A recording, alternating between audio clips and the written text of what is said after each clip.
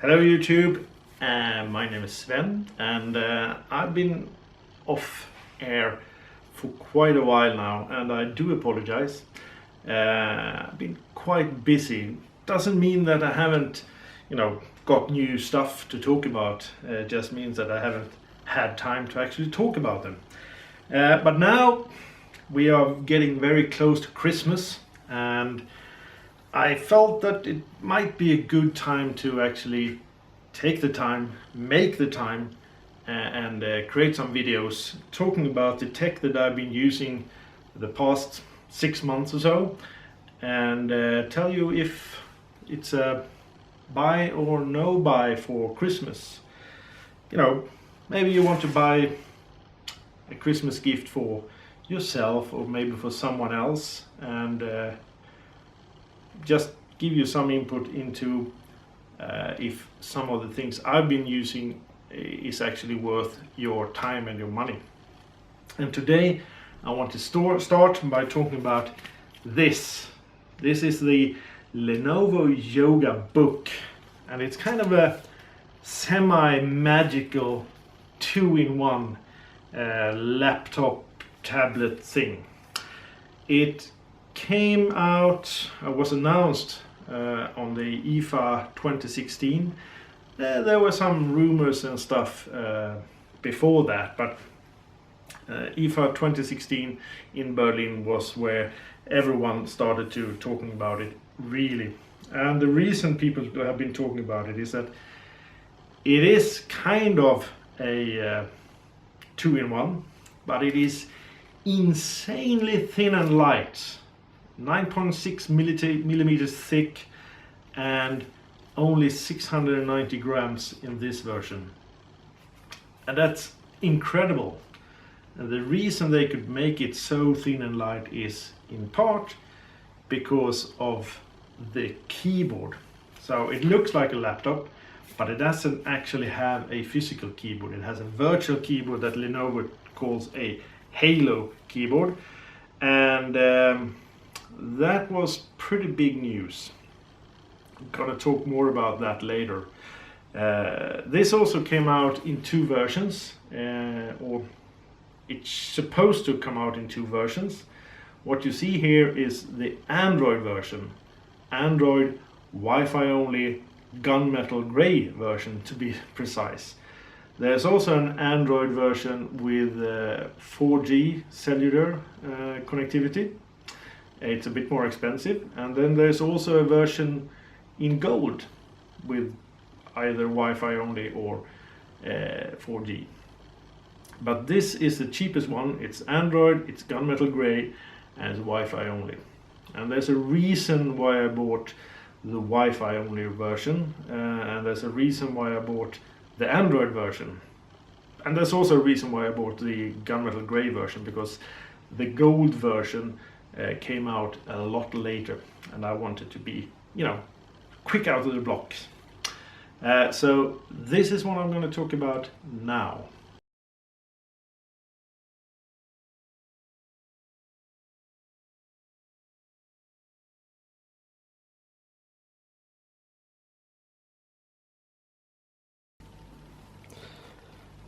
So this is the Lenovo Yoga Book.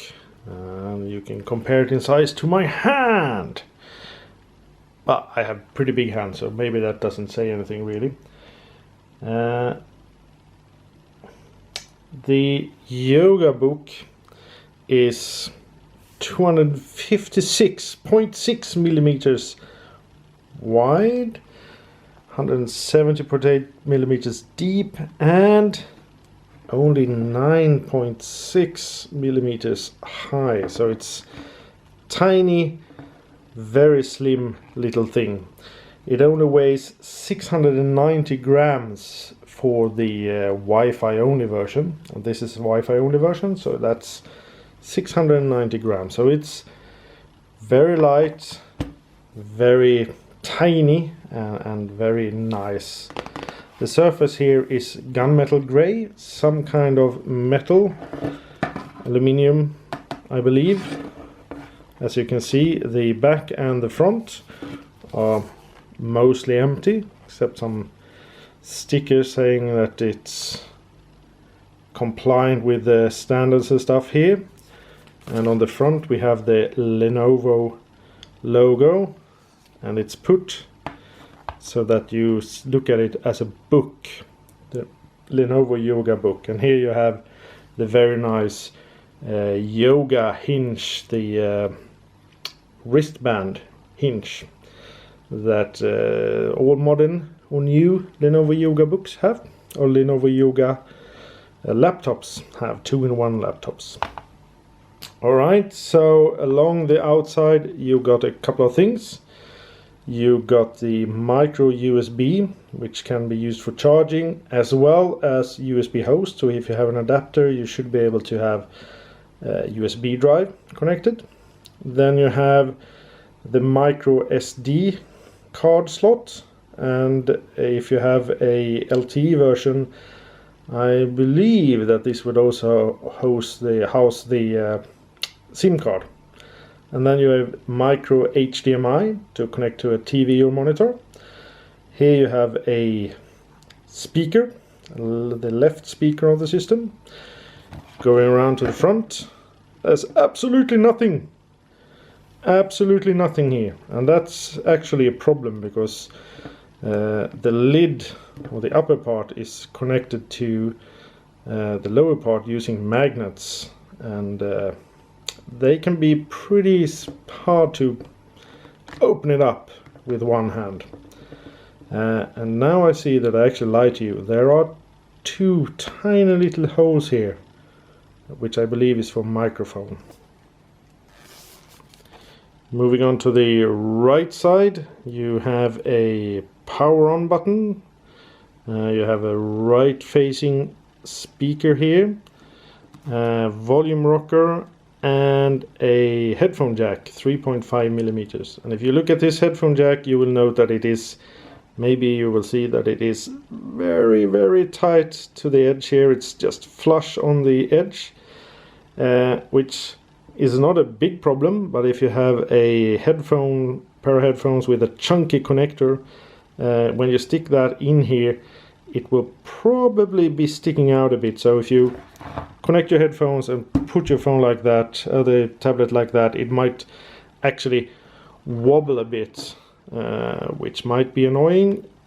Probably not a huge problem, but you know, something to note at least. One thing to note as well is that if you look at the tablet like this and like this, you see that there are no cameras anywhere. No cameras anywhere. And that's because the cameras are on the inside for when you use this as a tablet. The specifications for the Lenovo Yoga Book is either pretty good or a great disappointment, depending on how you look at it. They are pretty good for the Android version, but pretty disappointing for the Windows 10 version. And if you look at it, this version of course is running Android 6.0, so Marshmallow out of the box. I have received one update for it, but no Nougat 7.0 update yet. It has a Intel Atom X5 Z8550 system on a chip, which means that it's good for 1.44 gigahertz up to 2.4 gigahertz burst mode. It's quad core and it's got 2 megabytes of cache.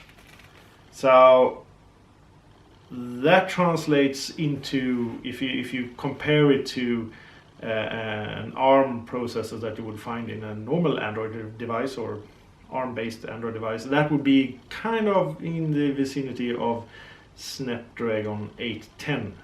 And Snapdragon 810 is what's running in my Sony Xperia Z4 tablet that I'm using as a kind of guide here.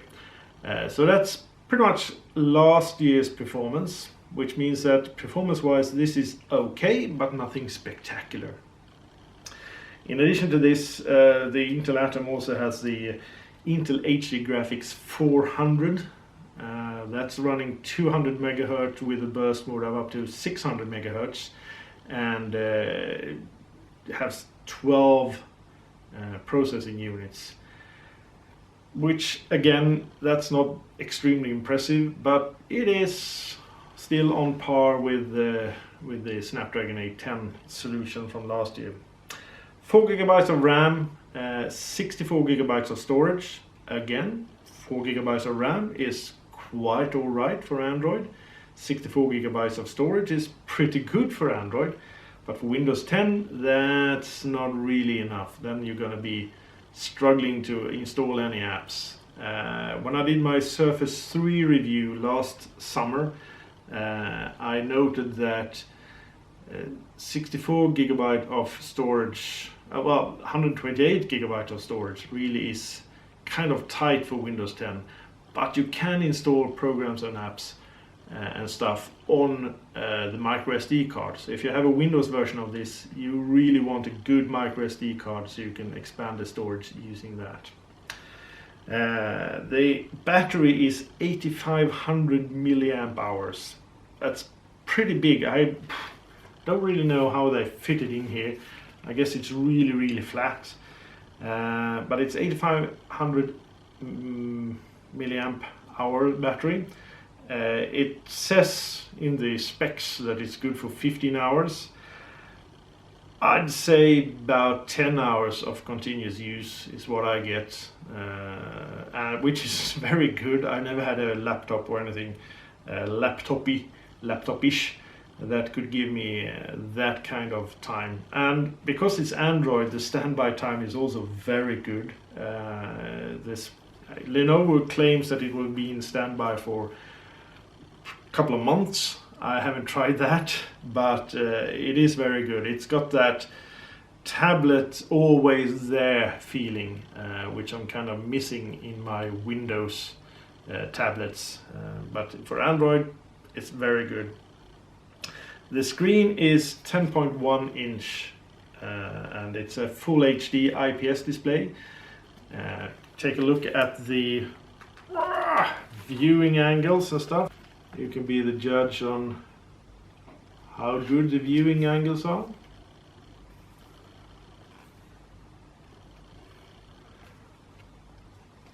It's an IPS panel, so the colors are not, whoa, like there are in OLED, but it's an okay screen. It's full HD, 1920 by 1200 pixels, so it's pretty sharp, and it's got 70% color gamut, it says in the specs. I suppose that's from the sRGB or Adobe. I don't really know, but if you go online and check some of the other guys making videos on this, they will tell you all about it, because they are all about the color gamuts and stuff like that.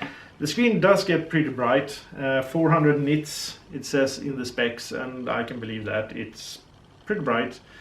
I haven't really used it outside, and even if I use it outside, right now it's winter in Sweden and it's pretty much dark all the time.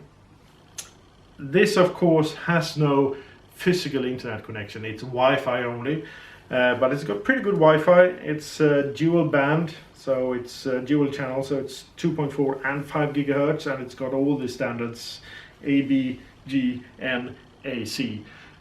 So I haven't had any problems. Of course, I haven't been doing any hardcore online gaming or streaming 4K video or something like that. Incidentally, when I say streaming 4K video, in theory, the graphics card and the micro HDMI should be able to output 4K video. I haven't tried that, but it seems that that might be the case, which I find kind of impressive actually. When it comes to the cameras, as I said earlier, the camera right here is 2 megapixel fixed focus, basically just for your average, Skype or whatever, and the rear facing camera, which weirdly enough is down here, is actually 8 megapixel with autofocus. As always with tablets and laptops and stuff, the cameras aren't really there for anything but very basic performance. You use it as a webcam and possibly to, I don't know why you have a rear facing camera, but it's got a rear facing camera. It does work, you can take pictures. It just doesn't produce very good pictures.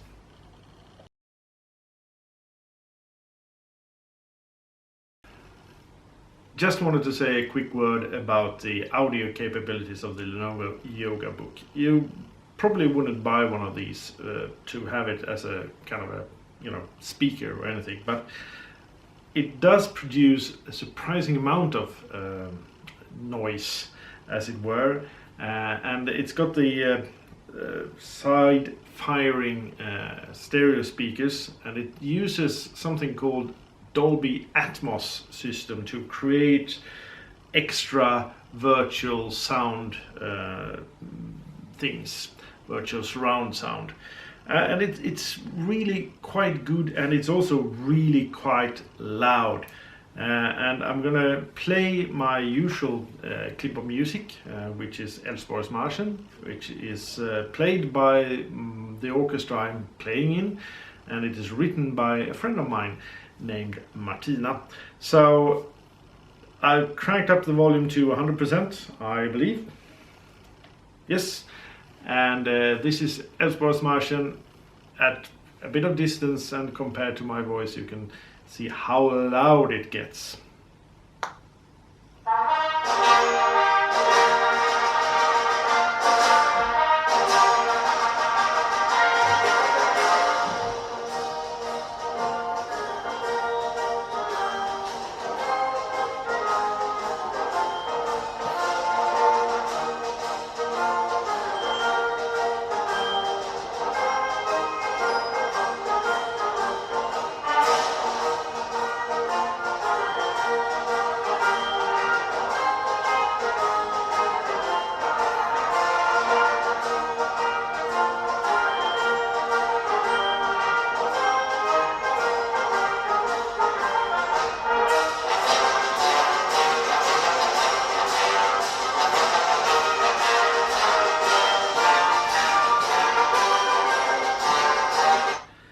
Now, you might not be able to hear because of the microphone, but you can actually make out quite a bit of bass in this clip. I played the tuba, which is the lowest instrument in this recording, and I can still hear the tuba playing, and normally with tiny little speakers like this you don't get that kind of bass sound. It's not the heavy fat bass that you might find in pop music, but it really makes a lot of noise, very loud and clear sound, which is surprising. It's actually so loud that if you listen to something alone in a room, you can't really use it on maximum sound level. You have to turn it down, because otherwise it's too loud. Even at maximum volume it will not distort or break or anything. So excellent work with the speakers from Lenovo. I'm very happy with them, surprised really.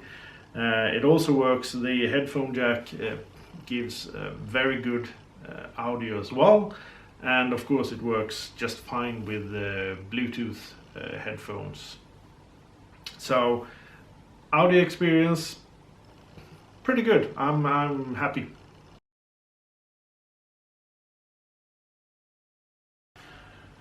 When you get the yoga book, you get a very nice box like this, and it opens just like a book like this, and in it you find the yoga book like this, and you find a pen. Lenovo calls this any pen, and it's really a combination of a stylus that you would use on the kind of Wacom-esque drawing pad here. So you can draw like that, and there you go. You can draw like that, and it would create a nice, you know, lines up here.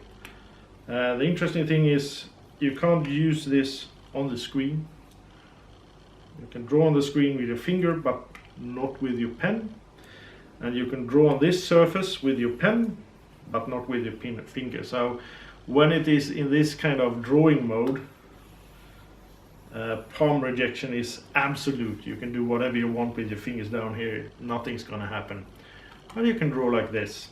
This app is the Note Keeper app that Lenovo has made especially for this. You can create quick drawings and then you can save them. It's kind of like having OneNote for Windows.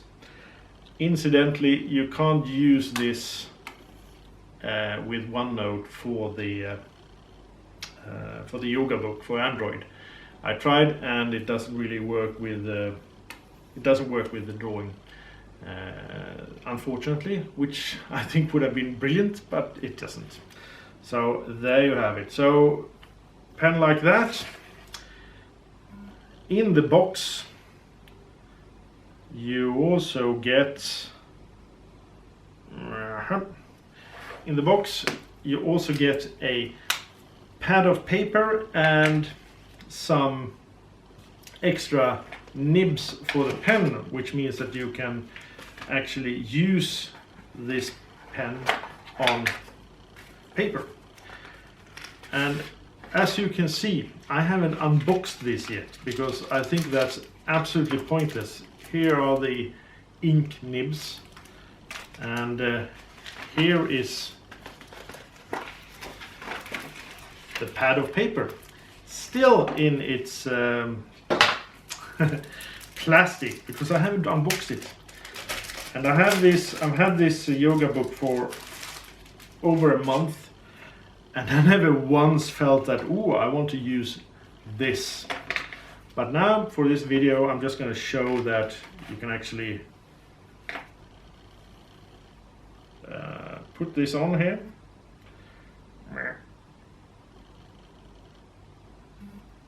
Here we go. And the pad of paper will stick, and then you could in theory draw on this. Of course, so even with the fake pen you can still draw on this, and it will turn up on the pad on the screen. If you have one of the ink nibs,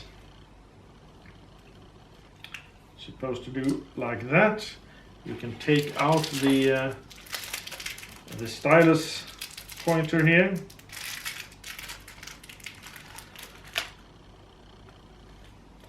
Take out the stylus pointer and insert the ink thing instead. And then as I draw here, I will be able to draw simultaneously on the paper and on the pad. Now, some people seem to think that this is a killer application and it's really, really cool. Well, it is kind of cool actually, but to me it is absolutely pointless. This is the first time I even used it, because I never had any inkling to use it before. And to me this is what we call a wow feature. It's a feature that people go, wow, that's really, really cool, but in the end they're never going to use it because it's not very useful. I guess if you die-hard pen and paper kind of people and you still want to digitize your notes, you can take notes on the paper and have them digitized simultaneously. Or you could just buy a good pad of paper and a good pen, take the notes and then, you know, scan them or take photos of them with your phone or something and digitize them that way. To me, this is pointless. I can kind of see the point with the pen or the stylus. Lenovo and some reviewers want to say, oh, you know, if you're an artist, then you can do art on this.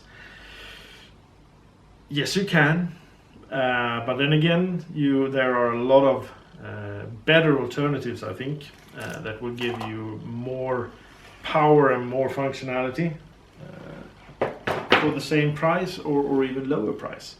The point is that with this you get ArtRage, which is a drawing program. It's not incredibly bad, it's just not, in my opinion, extremely good.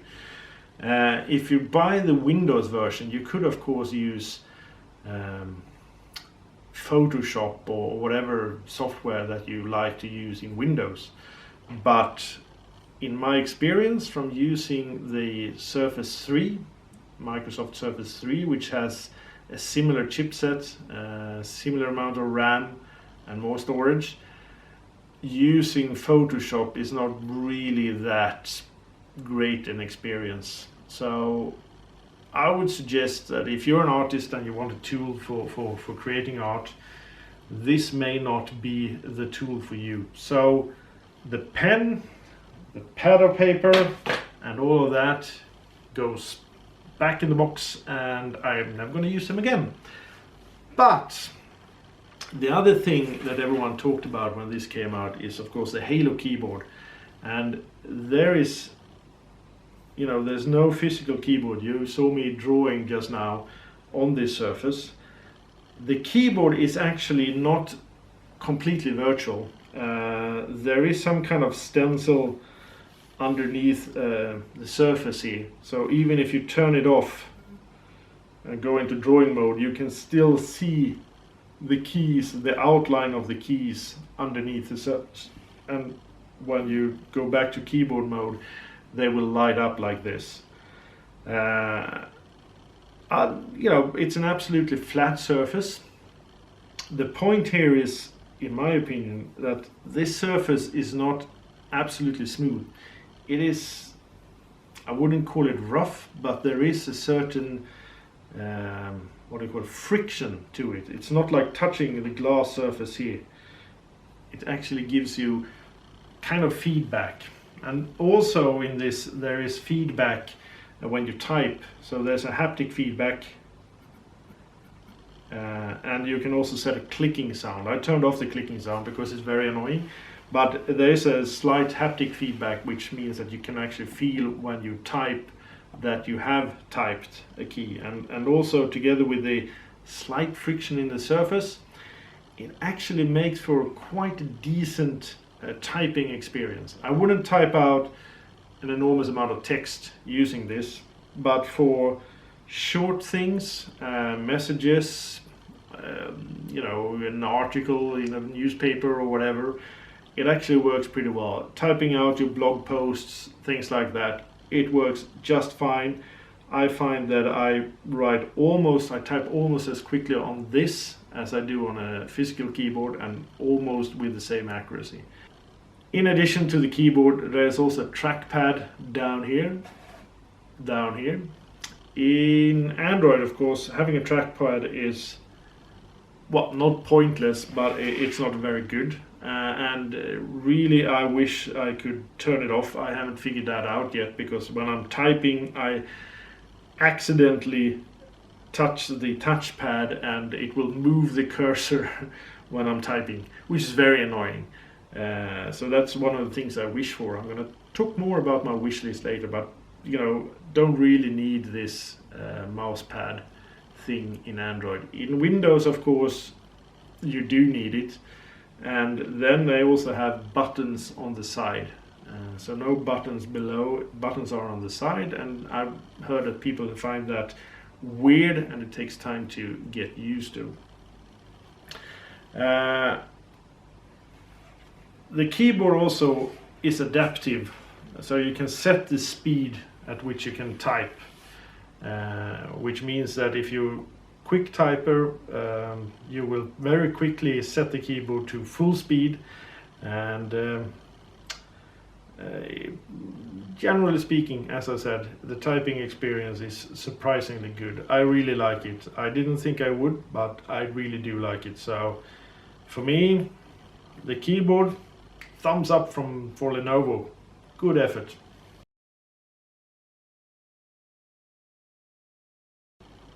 So obviously, well, not obviously, but as usual, Lenovo has added its own skin to the Android experience. I find that it's not that intrusive, but they added a few things to kind of make the Yoga Book more laptop-y or laptop-ish, if you like. It comes with some basic tools like the note saver that I showed you earlier for when you're writing, and also the Art Rage application that allows you to create art. Some stuff that I would maybe kind of think of as bloatware, some Lenovo apps like Collection, Share It and Sync It, and then they have a lot of the Google Drive stuff, you know, the docs and spreadsheet and stuff. They added a few tweaks to help with the multitasking, and if you look here you can see the open maps in something that looks kind of like a window. You can move it around and you can enlarge it and you can make it small again, but it's really only this size as far as I can tell, and you can fit a couple of these side by side. I can't really see the point of this, but you know, it's nice that they thought about it, and it allows you to have, you know, several apps open if you want to. Also, they have this little taskbar down here, which means that you have the normal back menu and desktop buttons, and then you have press this button and you get a list of all your apps that are basically in the system, and then you have all the open apps lined up down here, so you can easily go from one app to another. And also this is a good view which shows all the open apps in a kind of grid pattern, so you can select an app and you can also close all of them simultaneously like that. So the Lenovo skin is not very intrusive. I think it's does what it needs to do pretty well. It's still Android 6.0, no swiping in from the right to get to the Google thing. You have this Google search bar here instead, but otherwise it's a standard Android desktop. So, you know, I think it could have been better, but for being Android, it's a pretty good desktop system actually. Performance-wise, the Lenovo Yoga Book kind of performs like a Snapdragon 810 device, which is, you know, really last year's performance. But then again, the Atom processor in the Lenovo Yoga Book is actually also last year's Atom processor. It's not a new one, or rather it's not the latest one. So when I run Geekbench 4, I get a single core score of 1127 and a multi-core score of 3152. That's not any score that's going to scare people like Samsung or anyone else really, but it does perform pretty well. I find that playing games works generally pretty well, but I always find that on Intel-based Android systems, you do kind of get this weird stutter thing where they kind of suddenly have to think for a bit and then they continue, which can be very difficult if you're playing action games. I don't know if it's, you know, poor programming, or if it's the emulator that they use to get Android to run on Intel platform. Whatever it is, it can be pretty annoying. I don't really play that kind of games, so I'm not bothered. When you play Sudoku, you don't mind. But I can see that that would be annoying to someone else. So performance-wise, I'd say that the Lenovo Yoga Book is kind of not great, but not extremely bad either. The performance on day-to-day things like, you know, surfing the web and watching YouTube videos and having multitude of apps open and stuff like that works just fine.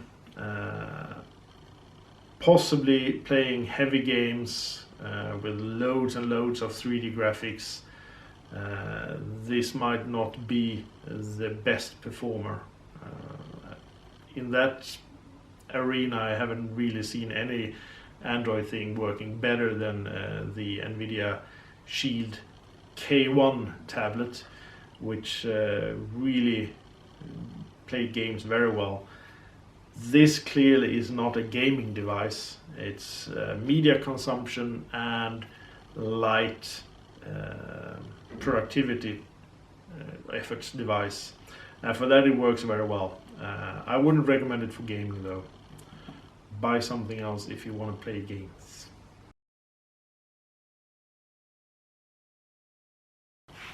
So that's info and some consumer advice as well. Now let's talk about something that I find really, really annoying with this. As I said, I kind of like the Halo keyboard. It allows me to type pretty well, and I've installed Word and PowerPoint and stuff because I like those apps. You can of course use Google stuff instead, but you know, I can type quite freely, but I can't speak at the same time.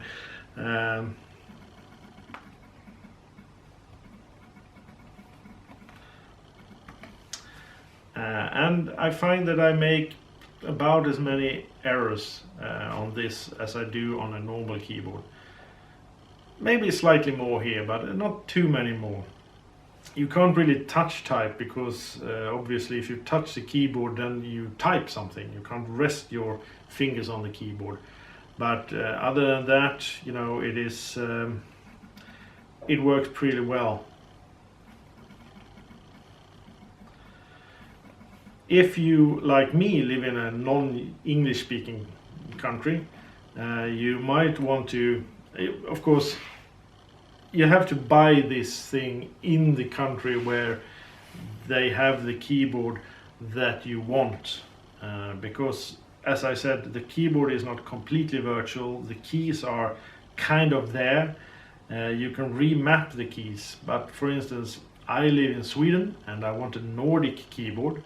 And if I bought this in the US or in the UK, you can't actually map the Nordic keyboard onto a US keyboard layout because some of the keys are missing. There are more keys on this keyboard than there is on a US or UK keyboard.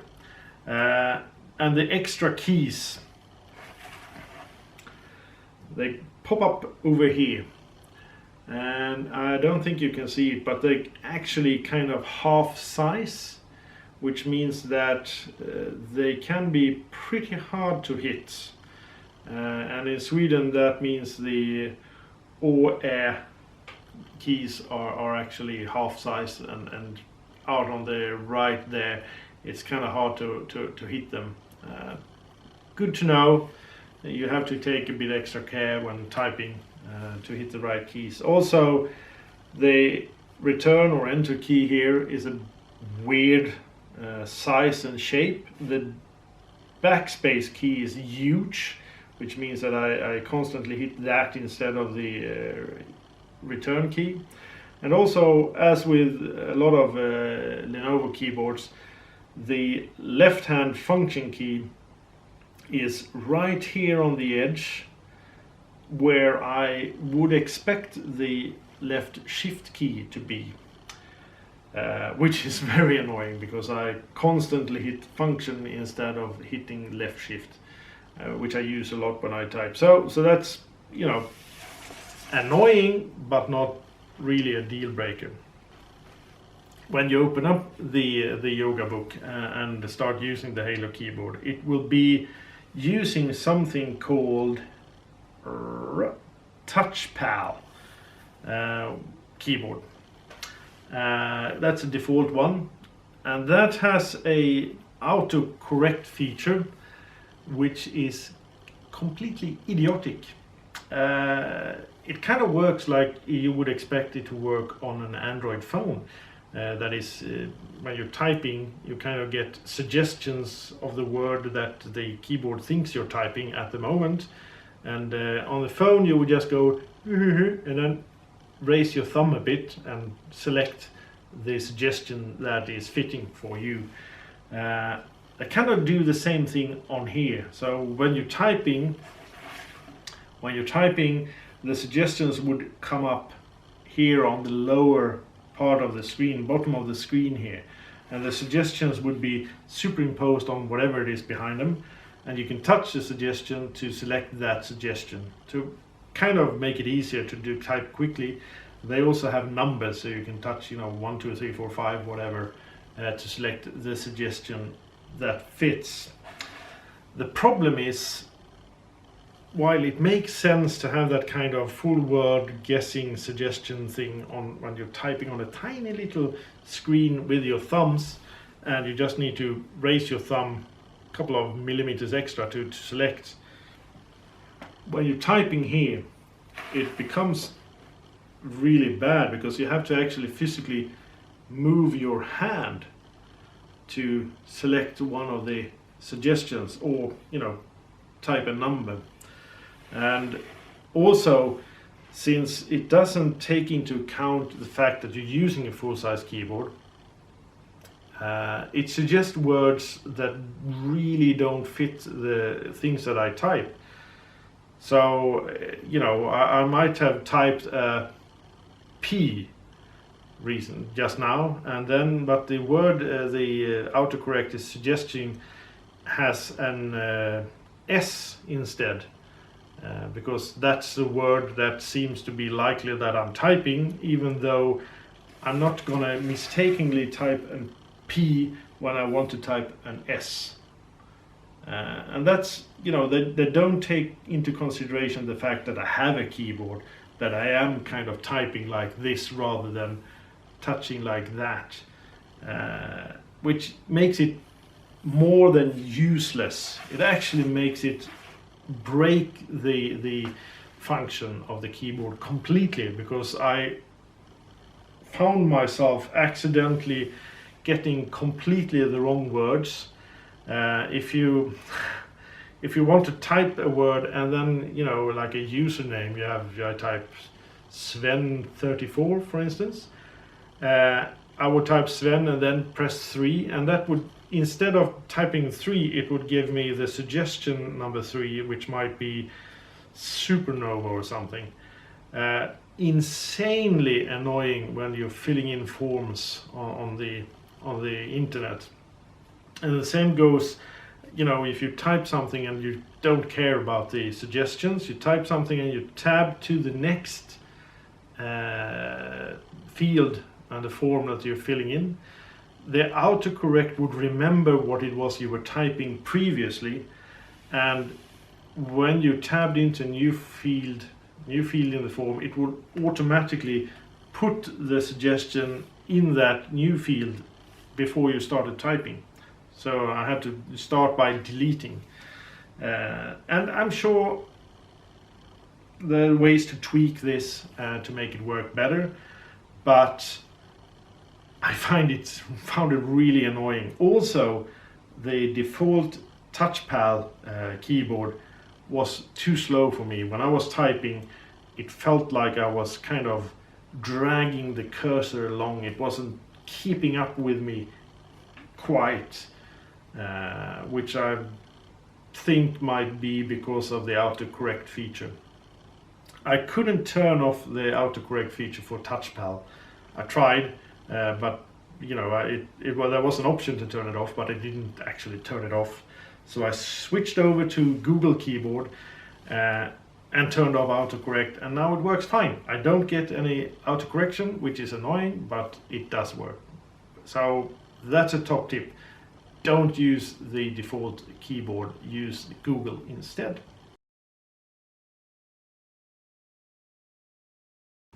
Time for a couple of conclusions or final words, if you wish.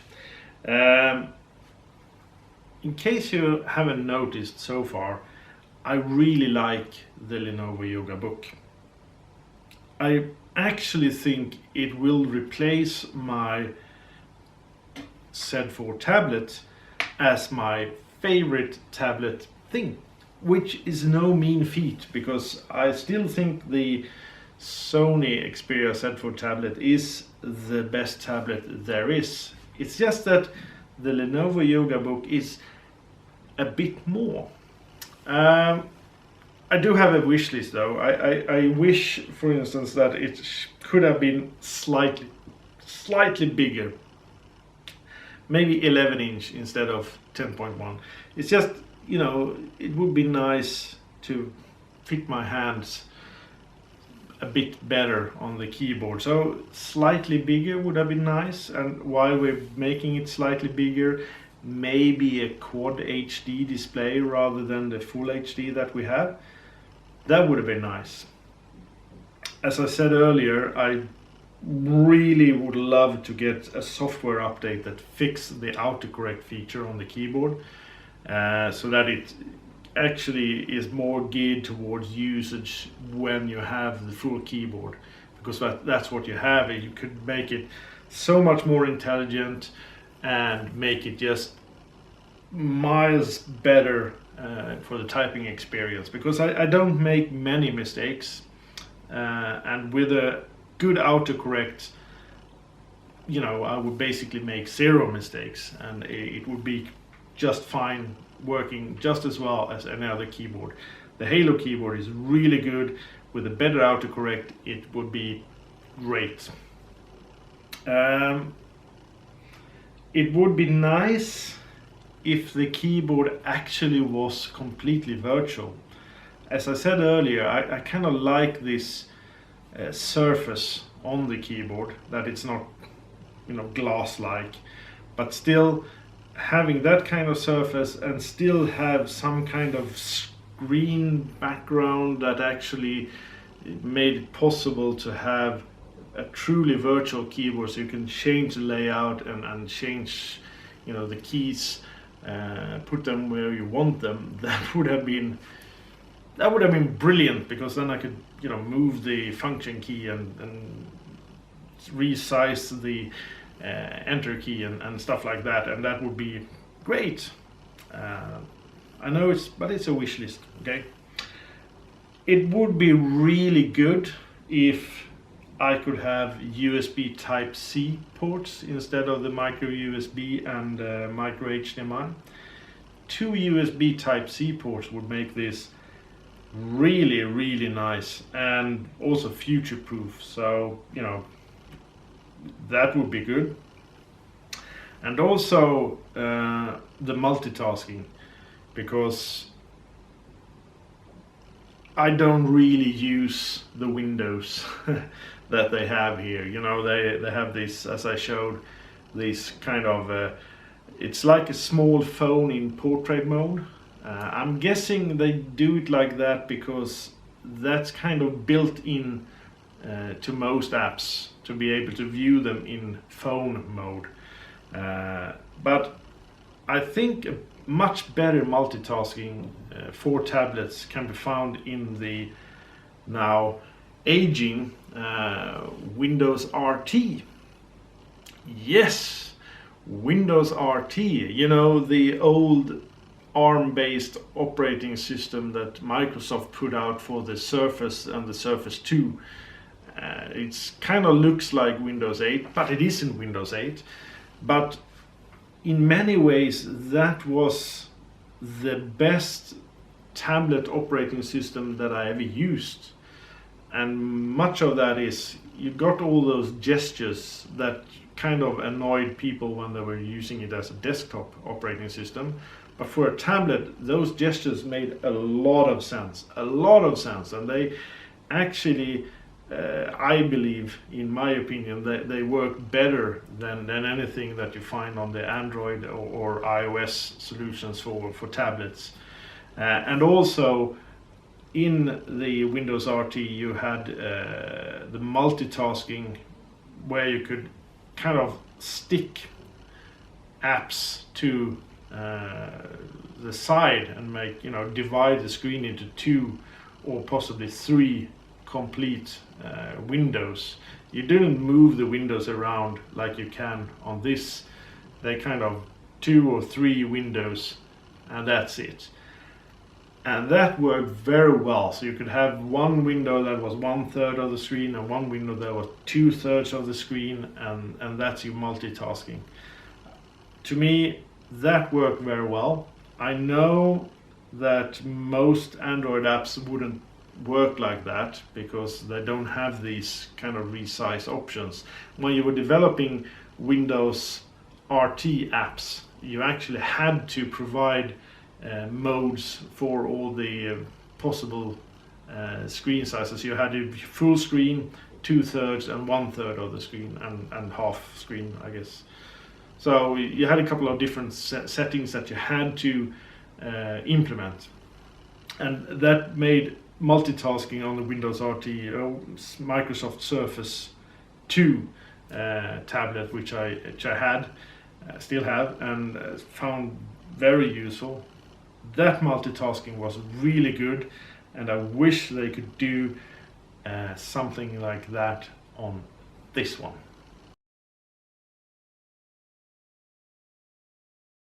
Back to the original question, should you buy this or not? That's kind of difficult to answer, as usual. I hate these kind of questions, but still I ask them. The problem is that it's not obvious what the Lenovo Yoga Book is. I kind of define these 2-in-1s as being either tablet first or laptop first. So it's either a tablet with a keyboard attached to it, or it's a laptop where you can remove the keyboard. For instance, the Samsung Galaxy Tab Pro S, which is a tablet, and then you have a keyboard that you can attach. That is actually a laptop because it's running Windows, and Windows is kind of a laptop operating system. This one, though, which has a physical keyboard attached to it that you can't remove, is still a tablet because it's running Android, and Android is not a desktop operating system, so it kind of has to be a tablet. And that definition works very well here. This is a tablet. But having said that, having the keyboard and the ability to kind of use it in this laptop mode like this, and typing on the keyboard, and using it while sitting comfortably in a comfy chair or in a sofa, having it on your lap. I kind of sometimes forget that it is a tablet, and I kind of think that it is suddenly a laptop, and I find myself being surprised that I can't do things that I would expect to be able to do on a laptop. It's little things like I instinctively use Control S when trying to save, for instance, or Control C and Control V. I kind of use it like if it was a Windows laptop, and incidentally Control C and Control V and Control Z actually work. So it is so good at pretending to be a laptop that I sometimes forget that it isn't. At the same time, it is so small and slim and light that it can actually be a decent tablet, even though it's a lot heavier and a lot thicker and slightly bigger than my Sony Xperia Z4 tablet. So if you want a really good tablet, you shouldn't buy this. If you want a useful laptop that you can use for, you know, doing photoshopping and video editing and whatever, you really shouldn't buy this. But if you have, you know, you have a tablet or you have a laptop and you want kind of something to bridge that gap, then yeah, this is definitely something that you could look at. I find myself bringing this to, you know, meetings where I don't expect to do a lot of typing, but I want to be able to take notes. I want to be able to check my emails. I wanted to be able to do, you know, presentations. I can do this with this, and I bring this, and it's so small and light, I can just pop it in my bag and I won't even notice that it's there. Also, the battery life is so good that I can leave my home without having a charger with me. This will easily last a day or two without charging, and that's just great. So for me, this is actually worthwhile, and I'm happy that I bought it. I would not recommend the Windows version though. I do think that the Windows version will be a disappointment power-wise. I think it's really cool to have a device this thin and this light running Windows, but in the end I think you will be disappointed with the power, as I was eventually disappointed with the power of the Surface 3. I had a Surface 3, I had it for a year, I was happy with it, I used it a lot, but in the end I wanted to use it for Photoshop and things like that, and it just wasn't powerful enough. So I sold my Surface 3 and I bought a Samsung Galaxy Tab Pro S, which I still use, and I'm quite happy with that. And that little extra power meant the world, and I think it's kind of the same thing here. If you buy the Windows version, it will not be powerful enough, but the Android version is just fine. It works great. The Halo keyboard is brilliant to use, not as good as a physical keyboard, but actually it's not worse than a really super slim laptop, you know, with the 1mm key travel. This works as well, I'd say. If you want a better keyboard, you need a bigger computer which has a better key travel on the keyboard. So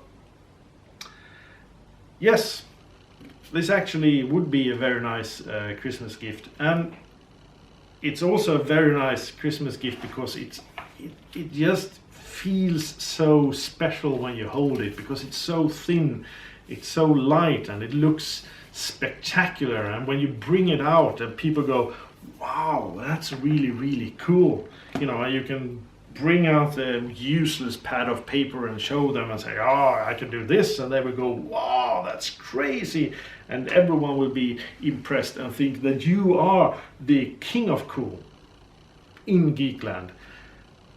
So yeah, I would actually recommend buying this for yourself or someone you care about for Christmas. It is, I think, a brilliant gift.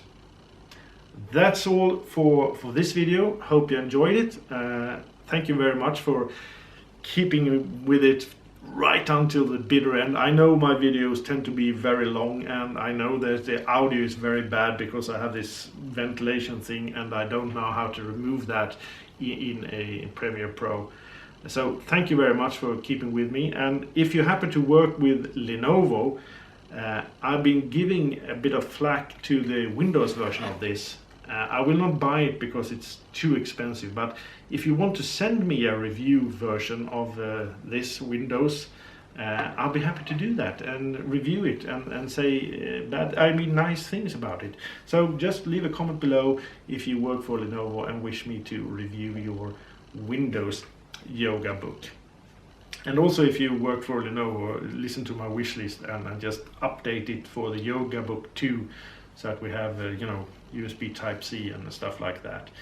For the rest of you, thank you very much. Please like, please subscribe, please leave comments below, and I will try to answer them as soon as I can. Thank you.